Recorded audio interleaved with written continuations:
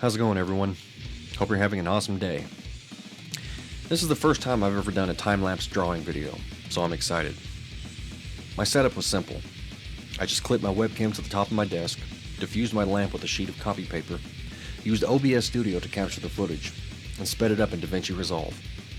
I taped the graph paper to the desk so it would stay centered. In this video, I'm designing the logo for our first official short film, a found footage style analog horror that we shot using a 1989 Magnavox Movie Maker. In a scene where everyone chases high quality video, I wanted to go backward. With the rise in analog horror, I thought it would be fun to make something using an old school camcorder.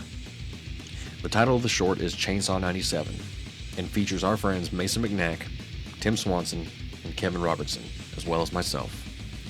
I should note that the film couldn't have been made without the help of Harold Morgan, who ran sound for us. It was also necessary, as the microphone on the camcorder was broken. Filming took about 5.5 hours. It's not particularly new. We shot it in October of 2024, and I slapped together a rough cut and threw it on our old YouTube channel to meet the Halloween deadline. Back then, it was called Chainsaw 94, but my partner, who was a car guy, suggested that 97 would probably be a better fit, given the body style of the SUV we drive in the film. Now that Real Damage Productions is an official LLC, I decided to break out the project and do the official edit for the film festival circuit and for release. That's why I call it our first official short film, even though we have plenty under our belt.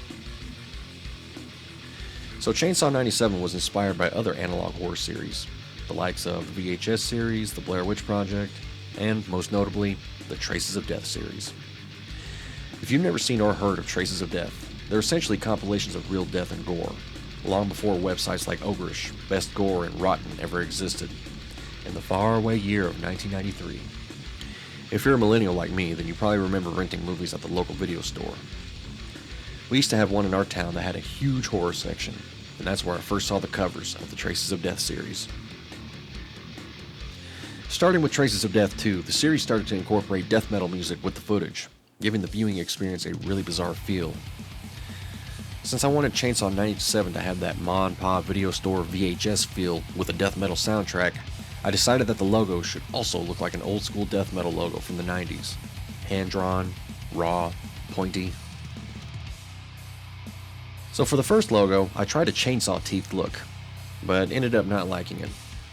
I decided the best place for that piece was in the trash. So I started over, taking inspiration from the logo of the death grind band Exhumed. Fun band, by the way. We saw them open up for Cannibal Corpse back in 2012, and I'm thinking about seeing them again in a couple of months. I did sort of copy their H, as I really liked the design, but for the most part, I just let my hand do whatever it felt like. I mean, it's a death metal logo after all. The music you're hearing right now are demos of the songs I recorded for the soundtrack, as seen in our second vlog, and if you haven't seen it yet, the link is in the description. I recorded 6 songs for the film and tried to mimic the styles of notable death metal bands such as Cannibal Corpse, Suffocation, Grave, Dying Fetus, and Mortician. So far, the songs don't have vocals, but I may still make a video of me recording vocals for them. Chainsaw 97 follows 3 friends who go out into the woods and encounter a masked man wielding, you guessed it, a chainsaw. But the lore goes deeper than that.